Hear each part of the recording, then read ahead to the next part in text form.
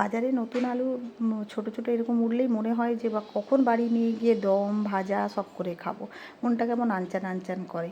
বছরের এই সময়ই তো এটা পাওয়া যায় না, সবাই মনের সুখে খেতে ভালোবাসে।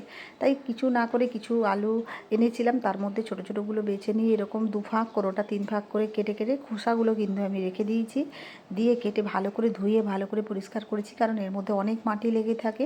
পরিষ্কার করে আমি কড়াতে দিয়ে অল্প পরিমাণে একটু জল দিলাম, যাতে এটা সেদ্ধ করতে কোনো রকম অসুবিধে হয় না। আপনার আমি এখানে ছোটো গ্লাসের 1 গ্লাসের মতো জল ইউজ করেছি। তারপর স্বাদ মতো লবণ আর হলুদ দিয়ে এটা ঢাকা দিয়ে 10 মিনিটের মতো মিডিয়াম হিটে হতে দেবো। 10 মিনিটের পর যখন এটাকে ঢাকনাটা খুলে দেখব, আমি যেহেতু লোহার কড়াইতে করেছি এই জন্য দেখুন এরকম কালো কালো হয়েছে। কোনো ব্যাপার নয়, আপনার লোহার কড়াইতে রান্না করলে একটু এইভাবে হয়ে থাকে।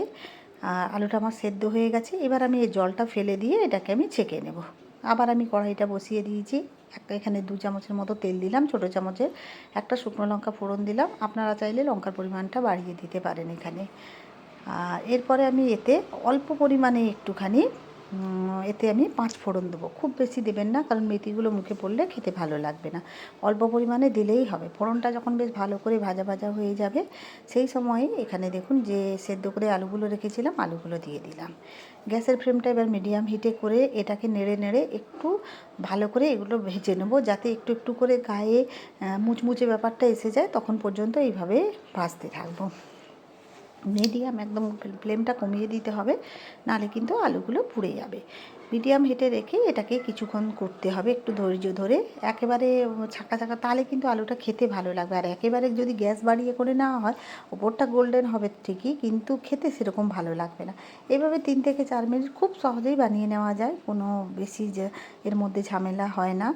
আর বেশি নয়, মিনিট 10-এর মধ্যেই এটা পুরো কমপ্লিট করে নেওয়া যাবে। 10 মিনিট ফোটাতে আর 7 থেকে 10 মিনিট এইভাবে একটু ভাজলেই হয়ে যায়। দেখুন নেড়েচেড়ে আলুটা খুব সুন্দর করে ভাজা ভাজা হয়ে আসছে। এরপর আমি এতে অ্যাড করব, এখানে দেখুন আমি এর মধ্যে চিলি ফ্লেক্স অ্যাড করছি, প্যাকেট থেকে নিচ্ছি। আপনারা চাইলে শুকনো লঙ্কা একটু হালকা গরম করে গুঁড়ো এরকম ক্র্যাশ করে নিলেও হয়ে যায়। আমি চিলি ফ্লেক্সটা ঘরে ছিল যেহেতু রাখি, তো আমি এর মধ্যে 1.5 চামচের মতো একটু চিলি ফ্লেক্স দিয়ে দিচ্ছি।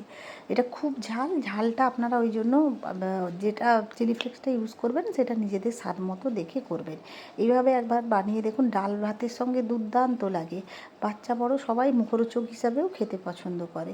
দেখুন এইভাবে নেড়ে নেড়ে লঙ্কাটাও এর সঙ্গে ভালোভাবে মিশে যাবে। আবার 2 থেকে 3 মিনিট নেড়ে চলুন গ্যাসের ফ্লেমটা অফ করে দিই আর গরম গরম পরিবেশন করে। আপনাদের কেমন লাগলো আমার এই সিম্পল রেসিপিটা? যদি ভালো লেগে থাকে অবশ্যই কমেন্ট করবেন, পারলে একটা লাইক দিয়ে দেবেন।